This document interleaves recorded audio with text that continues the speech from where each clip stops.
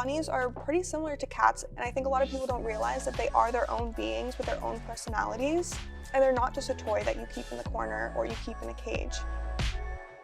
Hi, I'm Atiana De La Hoya, and this is my cruelty-free Get Ready With Me. So I have two bunnies, Jeff and Daisy, and they couldn't be more different. They adore each other and they're bonded together, but Jeff has a really big personality, and Daisy's a little bit more reserved.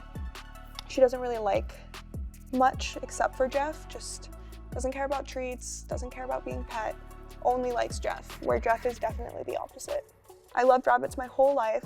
I've always been obsessed with them, but once I got Jeff, I really started to learn more about what it takes to have a rabbit and their needs.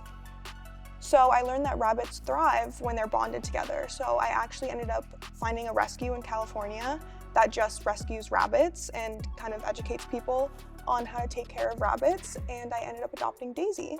I feel like Easter is a holiday where people associate rabbits and they're given as gifts or they're brought to petting zoos, and rabbits have a really high nervous system, and they're really anxious animals, and the more that I've learned about them, the more misinformation I see about rabbits, and I feel like it's really important that people should know that they're not an easy pet to have. And not only that, they have a lot of needs and they're really adventurous and they like to run around. And a lot of people get rabbits thinking they're an easy pet and just keep them in a cage, but it's actually quite the opposite. They need a lot of fresh vegetables, fresh greens to eat.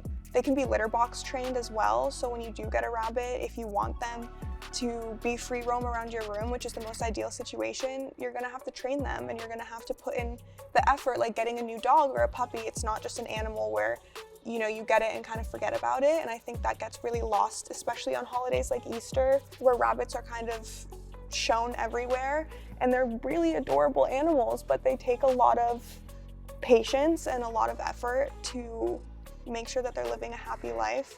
They need a lot of attention and a lot of love. I was doing my makeup one day and I looked over at Jeff and Daisy because they kind of run around my room, and I realized that some of the makeup that I'm using directly affects maybe not Jeff and Daisy, but a lot of rabbits and a lot of animals, especially mice and guinea pigs and rats. And they basically hold down these animals and force chemicals into their eyes, on their skin, to see what kind of reactions they'll have, and it's really awful. And the more that I looked about it, it just seemed like the worse it got, and something that I can completely avoid in my everyday life. So that's when I really started to kind of be more conscious of the products that I was buying and the products that I was using every day. When I was looking through all of my products, I ended up finding that PETA actually has its own website that you can look up all of your cosmetics and see if they're cruelty-free. And I thought cruelty-free just meant not tested on animals, but it also means that no ingredients have animal products in them, which I didn't even think about.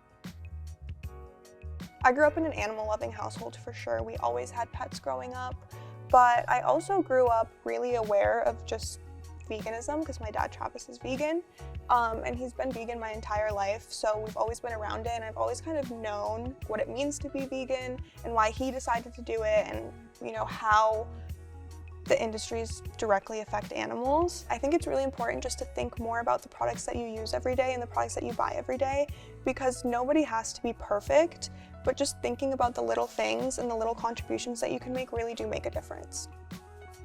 And that's my cruelty-free makeup routine. For more ways that you can learn about helping animals, you can visit PETA.